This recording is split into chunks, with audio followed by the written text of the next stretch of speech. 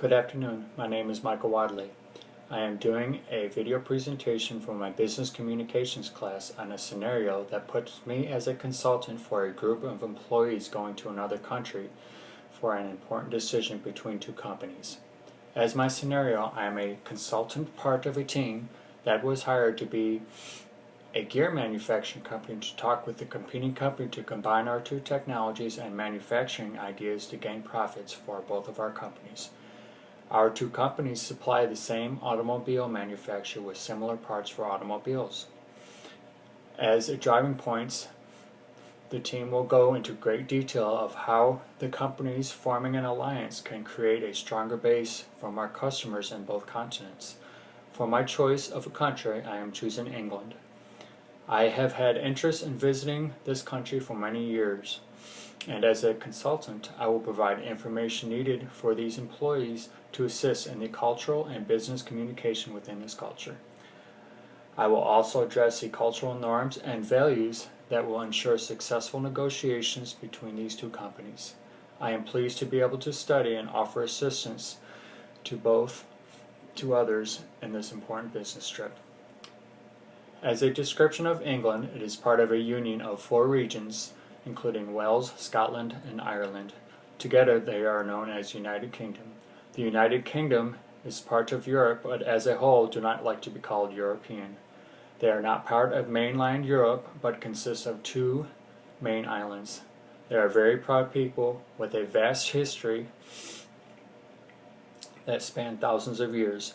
The population of England is about 50 million people, which is, considering the size of the country, very densely populated compared to the United States.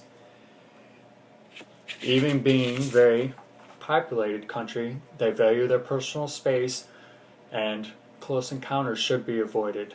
England has been one of our closest allies for over 100 years and have assisted each other in global conflicts as we did during World War I and II.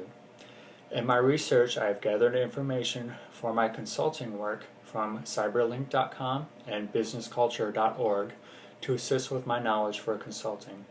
One obvious advantage is the fact that we are going to England, in which we share the same language.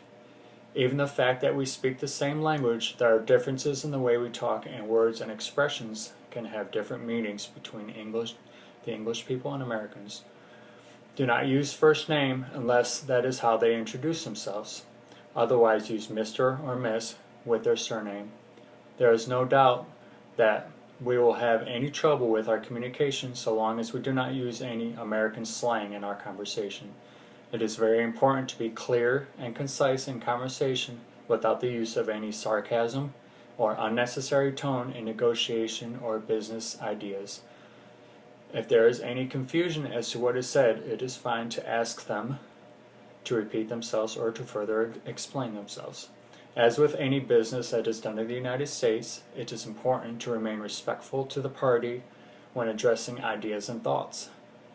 Also, when speaking, it is not necessary to be loud. Speaking at the appropriate volume according to the room size and audience. When speaking, you should not hold eye contact during conversation. This is considered rude or aggressive and an invasion of privacy. It was quoted by George Bernard that we are 2 nations divided by a common language. It is very important not to be late to business meetings or other events in England. It is acceptable to arrive early or on time but not late. In England, they are known for their punctuality, and being late to a business meeting would not be a good start to any negotiations.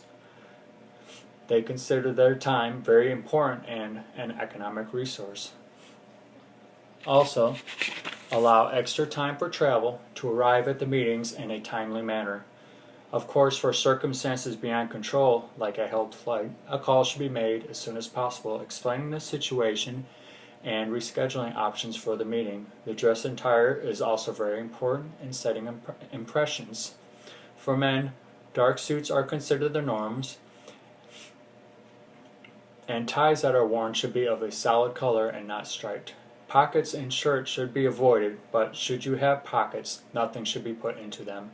For women, the colors are not as restricted, but should remain on the conservative business side. Proper business clothes are very important in setting a professional tone and a good first impression to the company that you are representing. It is possible with the first meeting between business people should introduced by a third party. Perhaps a mutual customer would be a good choice for that initial introduction. This would be a good starter to the negotiations and good starting point of the conversation. This would help further our business relationship to satisfying the needs of our customer. With handshaking, it should only be done on the initial introduction and not needed for further meetings of appointments. General hand gestures should be avoided as meanings such things can vary greatly between people even with a common language such as our countries. Any such use could be interpreted the wrong way and should not be used. Also, with the first meeting, no gifts should be given with the first encounter. If the meeting continues into dinner or another event, it is good to perhaps bring a bottle of wine. The gift should be kept small, as you would not want to give the impression of a bribe. It is also good to accept any further talks requested, but outside of the office, it is not good to bring up work. During any verbal communication, any decisions made in business need to be put in writing. Having a written contract beforehand and presented during the business meeting shows that you are sincere in your business relationship. As a rule, the English rely greatly on written communication for record keeping and decision making and is no way meant to be an insult. Observing these differences in our cultures can lead to a greater chance of a successful trip between the two companies. As a consultant, I was happy to research and offer advice on how to handle these different scenarios in the negotiations. I was able to learn a great deal of information that will assist these companies in working together. All right, thank you.